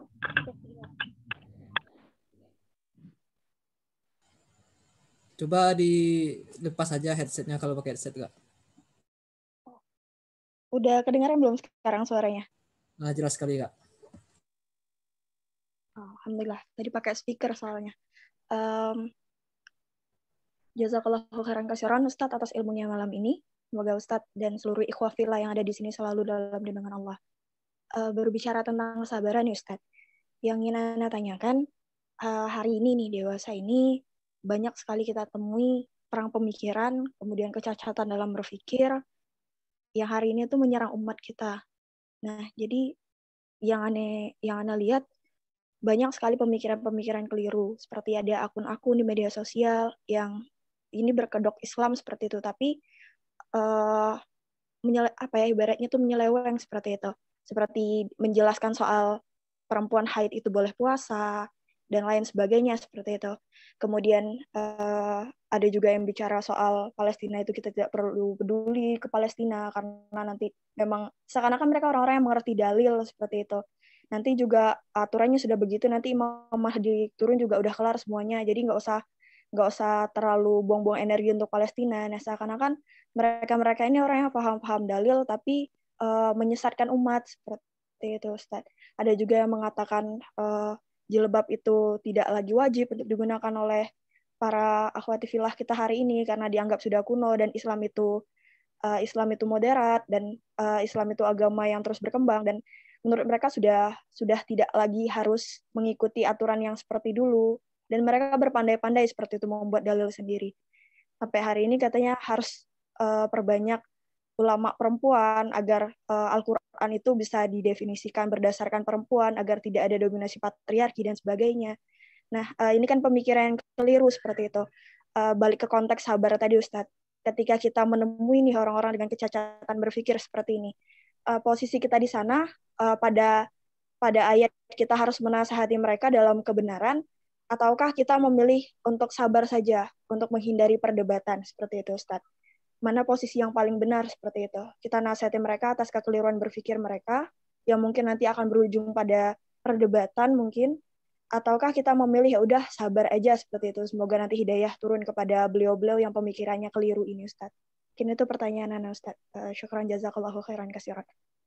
Ya, oh iya, oke. Terima kasih. Dalam Al-Quran itu Allah jelaskan, Ud'u ila sabili rabbika bil hikmati wal mau'izatil hasanah wajadilhum billati ahsan. Ya, ajaklah manusia itu kepada jalan Allah, ya, bil hikmah, dengan hikmah, dengan ilmu, ya, dengan nilai-nilai, wal mau'izah, dengan pelajaran-pelajaran yang berharga, dengan kajian-kajian hasil penelitian, wajadilhum billati hiya ahsan, dan perdebatkanlah itu dengan mereka tapi dengan cara yang baik. Jadi kalau dia dengan cara yang buruk, kita dengan cara yang baik. Itu batas-batasnya begitu, ya. Jadi pakai kalkulasi kalau mad'u itu, kalau orang yang mau kita ajak itu dia ada kalkulasinya gitu. Ada tingkatan-tingkatannya, lihat orangnya gitu. Kalau bisa kita ajak dia dengan ilmu, oke, dengan ilmu. Kalau bisa dengan kajian hikmah gitu. Kalau tidak bisa harus berdebat, ya berdebat gitu. Kan itu dicontohkan oleh para ulama, berdebat gitu. Seperti Rasulullah pernah berdebat dengan pemuka Yahudi dulu, ya, pemuka Yahudi berdebat. Nah, boleh, tapi tetap berdebat dengan koridor yang baik. Kira-kira kalau seandainya itu dilakukan dengan orang-orang yang tadi mengeluarkan statement-statement yang keliru gitu, yang tak bernas, tidak berdalil, bahkan menyesatkan, kita bisa lakukan itu, kita lakukan itu. Ada juga golongan di luar itu. Diingatkan oleh Allah SWT dalam surat Al-Mu'minun, ya, kalau saya tidak salah.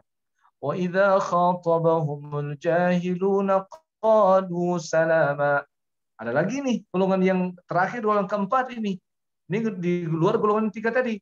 Ada orang yang kare kapalo, yang keras kepala, memang dia tugasnya dia kalau bahasa Minang, ya maaf nih, ya, basi paka.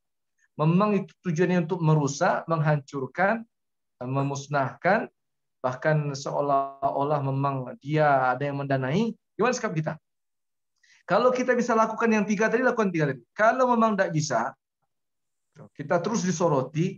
Wa idza khatabahumul jahiluna qalu salama. Kalau apabila orang-orang bodoh itu tetap menyampaikan sesuatu kepadamu, udah katakan saya kepada mereka salama. Salama itu ya ma'asalama. Dadah, bye-bye. Nah, pergilah kamu ke sana, urusanmu gitu. Urusanmu ya selesai. Itu cara yang keempat. Kalau kita meyakinkan orang ini tidak bisa nasihati. Ada orang yang bisa nasihati, ada orang yang bisa nasihati. Ada orang yang ya capek kita menasihati, dia pura-pura tidak tahu saja. Benar pun dalil kita, ikut orang lain melihat benar dari kita, dia tetap cuek saja gitu. Ya, biasa saja mereka. Kalau begini tidak usah digubris. Semakin kita tonton videonya, semakin dicat statusnya, wah dia semakin dapat momen dia. Tapi kalau orang sepakat untuk membiarkan, mendiamkan, urusan insya Allah hati kita terjaga, tugas kita yang lain masih banyak nih. Ketimbang kita menggubris seorang. Saya baca, ya, saya dengar sekali kajian seorang ulama Saudi Arabia itu. Ada satu, bukan aliran, ada kajian lah gitu, ya, dalam dunia keislaman ini yang hobi mengkritisi orang Islam. Hobinya mengkritisi orang Islam. Sampai bahkan mereka itu mengarang 20.000 kitab. Ke 20.000 kitab itu adalah kitab yang dikaryakan, dihasilkan dalam rangka mengkritisi orang-orang Islam. Da'i Islam. Ya. Tapi di antara 20.000 tidak pernah ada satupun dia menghasilkan kitab tentang ketidaksepahaman dia terhadap serangan Israel ke Palestina. Ini ceramah bukan ceramah saya, ceramah orang Saudi. Kira-kira golongan apakah ini? Nah, gitu kan itu. Jadi kalau orang-orang yang begini-begini ini sampai 20.000 dia ngarang kitab gitu, bukan 20.000 sedunia ngarang kitab. Ya. Tapi tidak satu pun kita membahas tentang ketidakrelaan, ketidaksukaan dia terhadap serangan Yahudi kepada kaum muslimin di Palestina. Kira-kira golongan apakah ini? Nah, kalau kita bertemu orang-orang begini ini, ketimbang capek-capek kita mendebatnya, ya, rasanya di debat pun dia tidak akan mau ikut kita gitu ya. Bagus kita ada usah urus. Di belakang kita doakan, Allahumma hdi fulan. Allahumma hdi fulan. Ya Allah tunjuki fulan, tunjuki fulan. Di bawah saja seperti baginda Rasulullah SAW berhadapan dengan orang-orang Taif. Dinasihati Rasulullah tidak. Diajarkan mau'izah, hikmah-hikmah Rasulullah tidak. Didebat oleh Rasulullah tidak. Tapi apa yang Rasulullah pergi meninggalkan Taif itu. Sampai turun malaikat Jibril, ya Rasulullah, aku musnahkan itu negeri Taif. Sebagaimana dulu aku pernah membalikkan negerinya Lut. Mintalah doa kepada Allah. Kata Rasulullah, la, ya Jibril. Nah. Saya tidak mau itu terjadi. Saya berdoa kepada Allah. Kalau sekarang bapak ibunya tidak mau mengikuti saya berharap mudah-mudahan suatu ketika nanti, ya, min aslabihim, dari tulang sulbi mereka terlahir anak keturunan yang dia tunduk dan patuh kepada Allah. Jadi ada tugas kita. Apa itu? Di belakang kita berdoa kepada Allah. Allahumma hdi fulan. Allahumma hdi fulan. Allahumma hdi fulan. Kalau semua tahapan ini tidak bisa kita lakukan, doakan kepada Allah, ya Allah, bukakan hati si fulan, tunjuki dia, berikan nikmat hidayahmu kepadamu. Banyak orang yang seperti itu. Di Mesir ada Sayyid Qutb namanya, rahimahullah, yang suka berdebat, membantah, ya. Tapi akhirnya Allah berikan hidayah. Indonesia banyak. Ya Syekh Jamil Jambe, bekas preman, ya tukang sabung ayam, Masya Allah. Kuasa Allah SWT dapat hidayah Allah. Ya, dapat hidayah Allah Subhanahu wa taala. Banyak lagi. Ada artis-artis macam-macam perangnya, dapat hidayah Allah. Siapa yang menggerakkan itu? Yang menggerakkan Allah. Karena Allah yang membolak-balikkan hati manusia. Jadi kuncinya begitu ya kepada tadi Zakia. Kalau seandainya kita bertemu dengan orang itu, kita nilai orangnya. 1, 2, 3. Kalau kita bisa ajak debat, komentari, dia mau terbuka orangnya, ayo. Misalkan teman kuliah boleh, ya, teman kuliah, teman kita gitu. Kalau bisa didebat. Kalau tidak mungkin juga sudah bilang ma'assalamah. Tidak usah dihiraukan. Bagus kita perhatikan orang lain. Orang lain banyak. Dia satu cuman. Ini orang lain masih banyak lagi yang bisa kita perhatikan apa yang menjadi kebutuhannya. Itu mungkin mudah-mudahan bisa dimaklumi dan dipahami. Dikembalikan kepada Zikri. Barakallahu fiik. Terima kasih Ustadz atas jawabannya dan terima kasih Kak Kia atas pertanyaannya. Baik, Bapak Ibu, saudara-saudari kaum muslimin muslimat yang masih ingin bertanya, disilakan menghidupkan mikrofonnya atau mengetikkannya di kolom chat.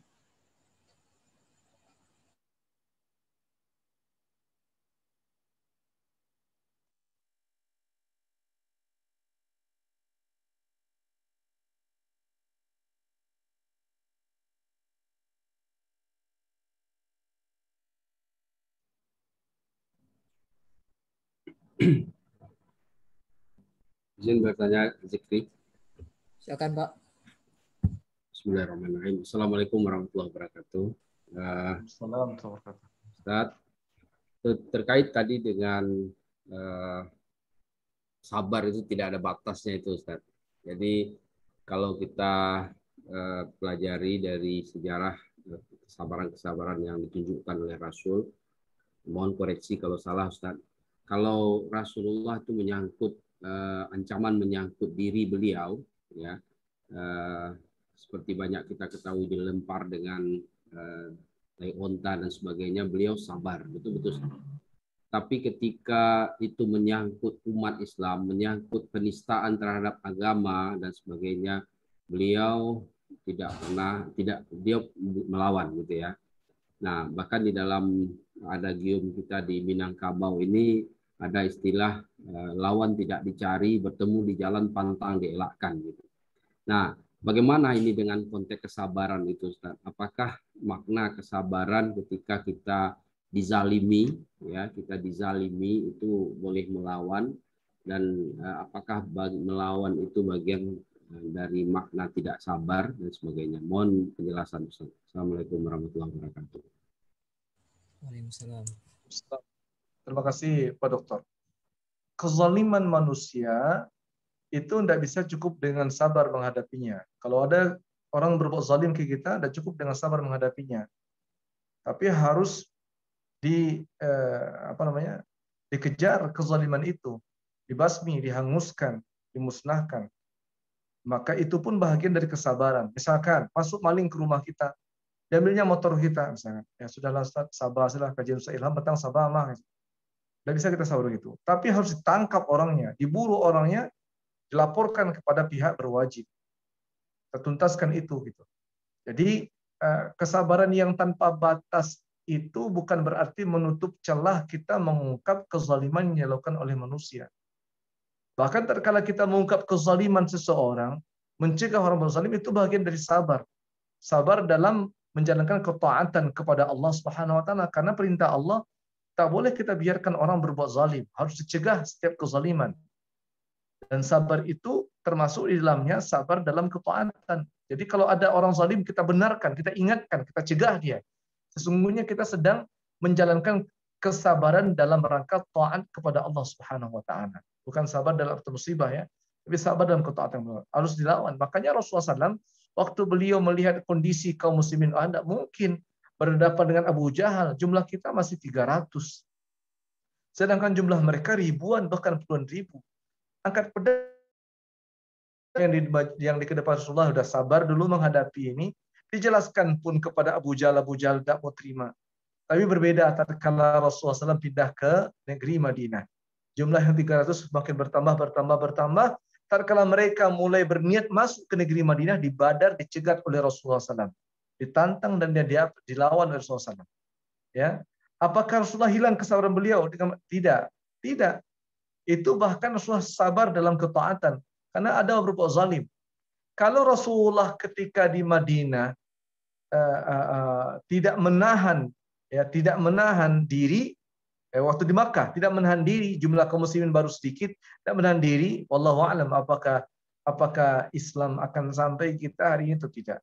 Tapi kuasa Allah berikan seperti itu kejadiannya dengan kuasanya, ya, sehingga kita bisa mengambil i'tibar pelajaran gitu, bahwa kalau kita berhadapan dengan musuh Islam yang kekuatannya lebih banyak dari kita, mungkin kita bisa tunggu beberapa saat dulu sampai kita mencarikan celah yang tepat untuk menghadapi musuh-musuh itu. Itu yang saya lihat dari apa yang dilakukan oleh Rasulullah SAW. Masya Allah gitu.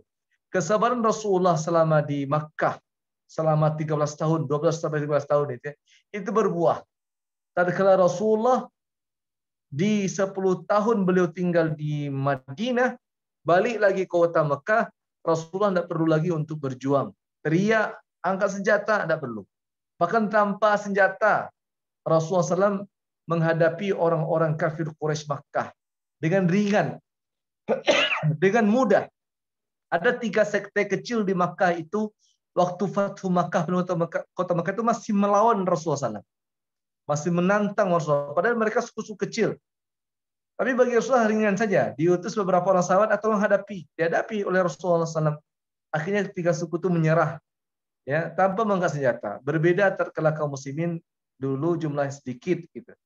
Rasulullah SAW menghadapinya dengan cara yang berbeda dibandingkan Rasulullah menghadapi 10 tahun sesudahnya dalam penaklukan kota Mekah.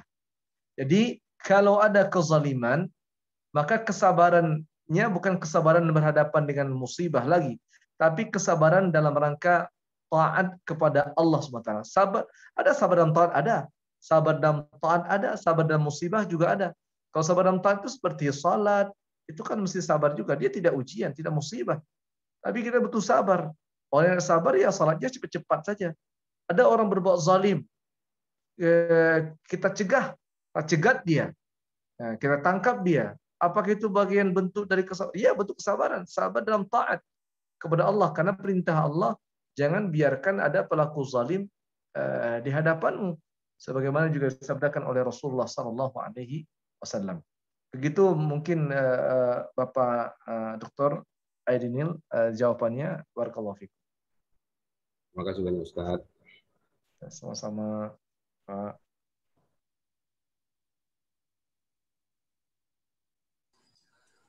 Baik Ustadz, sudah ada pertanyaan di kolom chat dari Pak Alvan Miko.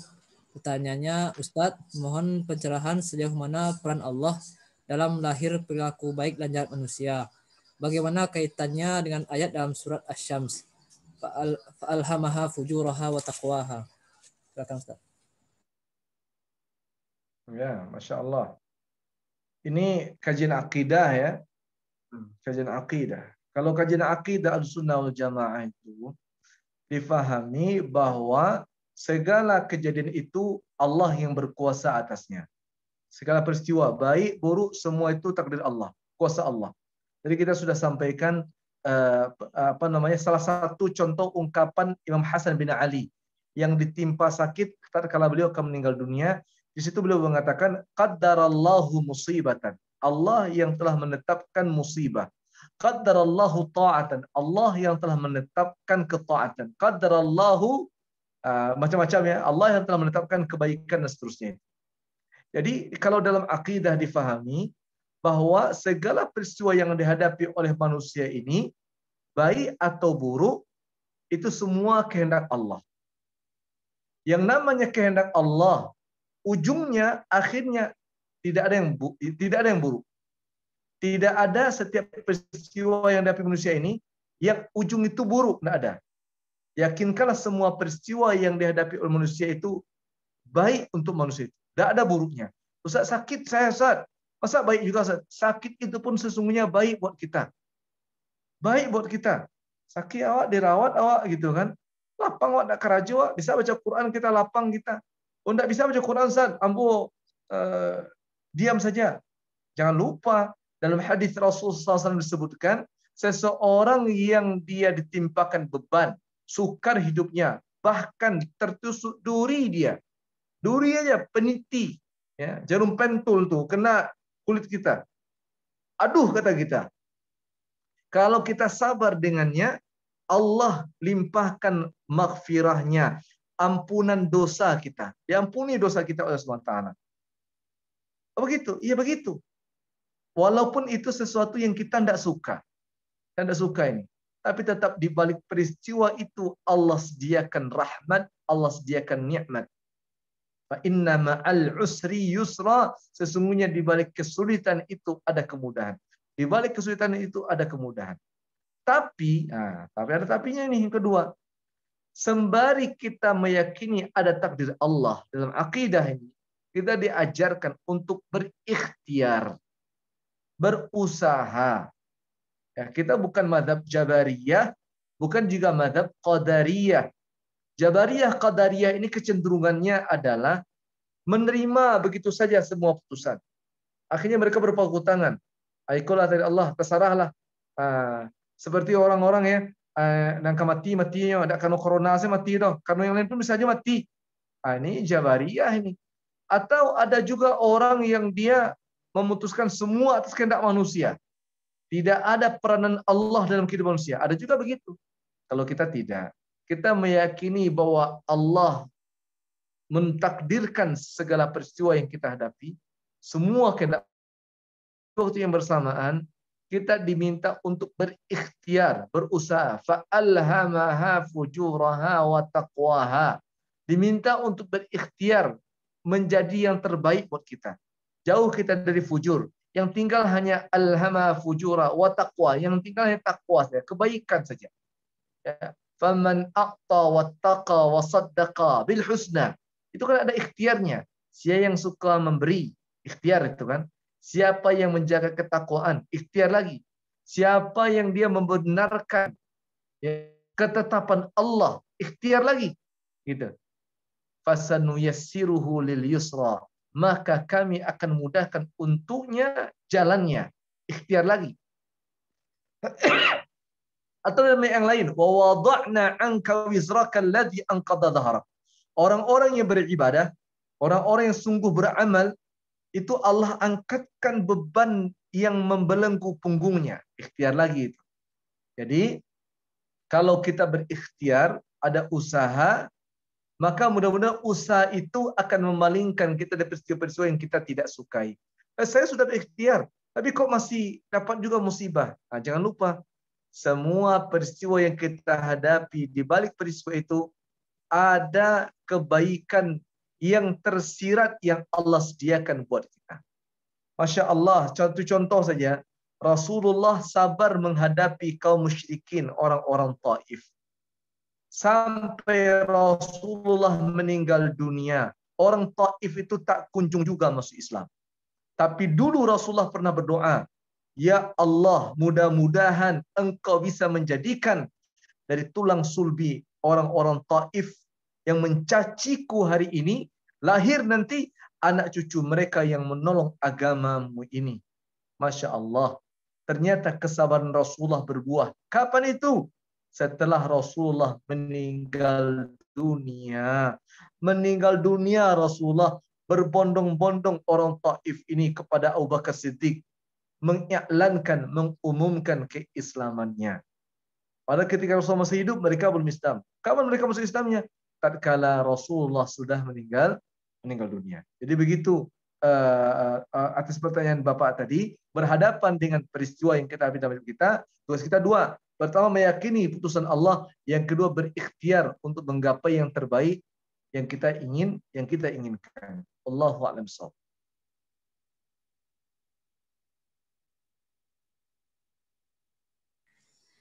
Terima kasih Pak Ustadz dan terima kasih Pak Alvan Miko atas pertanyaannya tadi. Soalnya ada pertanyaan dari Ibu Prof. Safni di kolom chat, Ustadz.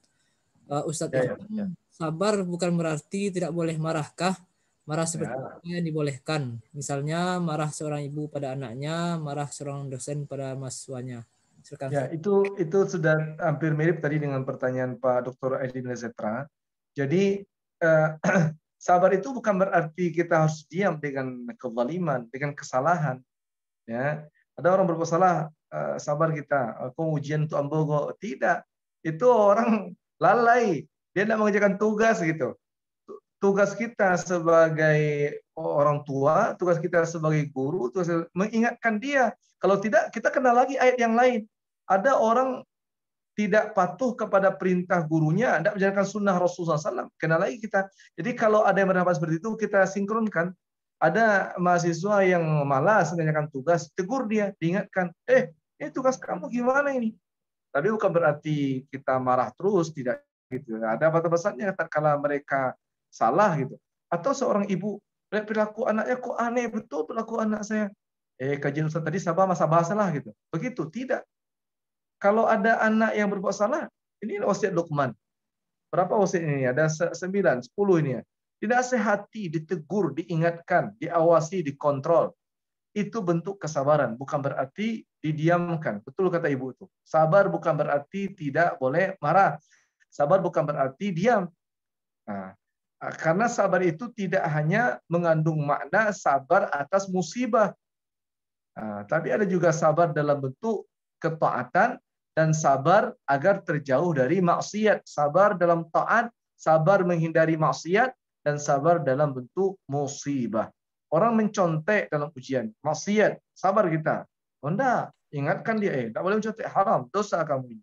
Contek-contek. Kalau kita mengingatkan, maka kita terkategori orang yang sabar. Sabar dalam kemaksiatan. Kita tak mau ada orang bermaksiat di hadapan kita. Kita tegur dia, maka teguran yang kita sampaikan kepadanya itu bagian dari kesabaran kita. Ya, terkala berhadapan dengan orang yang melakukan maksiat itu. Wallahu a'lam bishawab. Itu Zikri dan ibu kita tadi.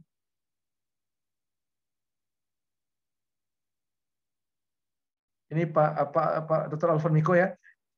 Apakah bisa seseorang yang berperilaku menyimpang atau berbuat kejahatan memposisikan dirinya melakukan apa ini? Terputus ya Pak ya? Apakah bisa seorang yang berperilaku menyimpang atau berbuat kejahatan memposisikan dirinya melakukan itu karena takdir Allah? Oh, begitu. Ya, Masya Allah. Apakah bisa seseorang yang berperilaku menyimpang atau berbuat kejahatan memposisikan dirinya melakukan? Masya Allah. Dia bolehnya ngomong begitu, gitu. Dia bicara ikut takdir Allah, gua jaya celoh gitu. Bisa saja dia ngomong begitu, gitu. Bisa saja dia ngomong begitu. Tetapi itu keliru dari pemahaman akidah, keliru itu. Ya. Allah itu tak pernah menyuruh manusia untuk melakukan kejahatan. Yang Allah perintahkan manusia untuk melakukan kebaikan. Kalau dia mengatakan Abu Jahil, itu kan dari Allah. Bukan, itu dari dia. Ma asabaka min musibatin famin nafsik. Kejahatan, kesalahan yang menimpamu itu disebabkan karena ulahmu. Jangan kita katakan faminallah. Ini karena putusan Allah. Allah yang takdirkan saya menjadi pengedar narkoba.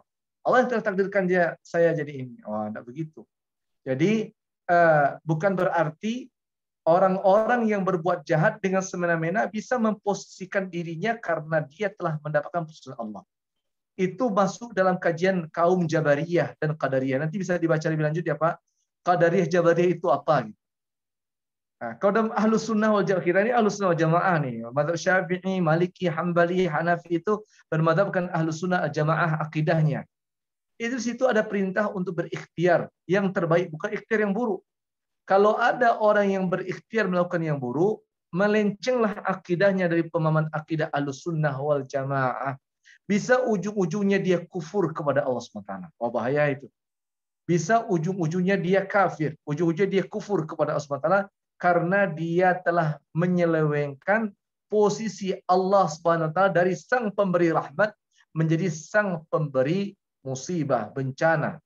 Pada sesungguhnya manusia diperintahkan oleh Allah untuk berikhtiar yang terbaik baginya. Karena di balik semua peristiwa itu ada hikmah.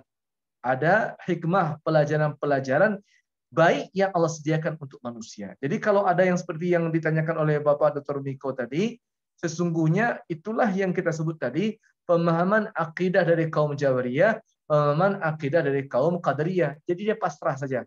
Ikutlah takdir Allah kambogo. Bukan apa ambo yang ingin, Allah yang mau diikut. Itu pemahaman Qadariyah. Dan itu pemahaman yang sesat lagi menyesatkan dalam kajian akidah. Mudah-mudahan kita terhindar dari itu. Wallahu a'lam. Gitu, Dikri. Baik, terima kasih Ibu Prof. Safni tadi yang telah bertanya dan juga Pak Alvan Miko. Terima kasih juga Ustadz. Mungkin karena telah menunjukkan pukul 21.59, mungkin kita akhiri saja kajian kita pada hari ini. Selanjutnya kepada Ustadz, dipersilakan untuk menyampaikan closing statement-nya Ustadz. Ya, Masya Allah. Banyak sekali peristiwa-peristiwa yang kita hadapi dalam kehidupan kita ini yang yang kita sulit untuk memikulnya. Itu yang kita kenal dengan sebutan musibah, ujian ya, yang menimpa kita, beban hidup dan segala macam. Maka sesungguhnya kita meyakinkan dari kajian kita tadi itu, kita meyakinkan di balik semua peristiwa itu Allah sediakan rahmat, Allah sediakan nikmat, Allah sediakan posisi terbaik buat orang yang timpakan musibah itu. Salah satu caranya adalah dia memiliki sifat sabar dalam dirinya. Maka mari kita latih sabar ini ya. Kita latih sabar ini sehingga kita terbiasa dengannya. Bagi yang belum terbiasa mungkin ya sulit memulainya. Tapi bagi orang yang sudah sering menghadapi ujian, terbiasa dia menghadapinya, maka tentu akan menjadi kebiasaan pula dia berhadapan dengan ujian-ujian. Tidak hanya ringan, yang berat pun dia akan terbiasa menghadapinya. Jadi oleh karena itu, mudah-mudahan ini kajian bisa menambah ilmu dan wawasan kita, sehingga kita tergolong kepada orang-orang yang bisa sabar dengan ujian yang Allah timpakan kepadanya. Tapi kita tetap ya berikhtiar untuk yang terbaik dalam kehidupan kita. Semoga Allah merahmati kita selalu. Insya Allah kajian kita berikutnya, ayat yang 18 kita akan sampaikan pada pertemuan kita apakah mendatang. Mohon maaf Bapak Ibu rahimakumullah di atas segala kekurangan dan kekhilafan. Terima kasih banyak atas perhatiannya. Barakallahu fikum, jazakumullah khairan katsira. Wassalamualaikum warahmatullahi wabarakatuh. Waalaikumsalam warahmatullahi wabarakatuh. Waalaikumsalam. Assalamualaikum warahmatullahi wabarakatuh. Kasih Ustaz. Terima kasih banyak. Kasih Ustaz. Pak Dinil. Sama. Semoga berkah ya. Terima kasih Ustaz. Ya Bu, kasih Bu Prof. Yang Pak Ustadz sampaikan bermanfaat bagi kita semua dan dapat kita terapkan dalam kehidupan sehari-hari. Amin ya rabbal alamin. Kesimpulannya yaitu musibah itu semuanya itu baik datangnya dari Allah. Dan apabila kita bersabar atas musibah itu, maka itu adalah suatu penguat iman bagi kita. Baik, terima kasih banyak kepada Bapak, Ibu, saudara-saudari, kaum muslim muslimat yang telah meluangkan waktunya hadir mendengarkan kajian pada malam hari ini. Mohon maaf dari kami apabila ada kesalahan dalam menjadi moderator. Kami akhiri, kita tutup dengan doa kafaratul majelis. Subhanakallahumma bihamdik. Amin. Saya tutup dengan kajian ini dengan mengucapkan wabillahi hidayah. Wassalamualaikum warahmatullahi wabarakatuh. Waalaikumsalam warahmatullahi wabarakatuh. Terima kasih Ustaz. Terima kasih Ustaz. Alhamdulillah. Terima kasih Bu Prof. Terima kasih Pak Dokter. Zikri, Idin, semuanya. Assalamualaikum. Waalaikumsalam. Terima kasih.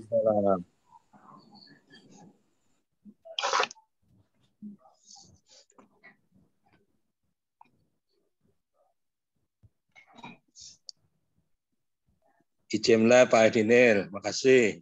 Ya, sama-sama, Mas. Terima kasih Pak Dinil. Nih, sama-sama nih. Ini. Semangat terus ya. Ya, siap. Amin.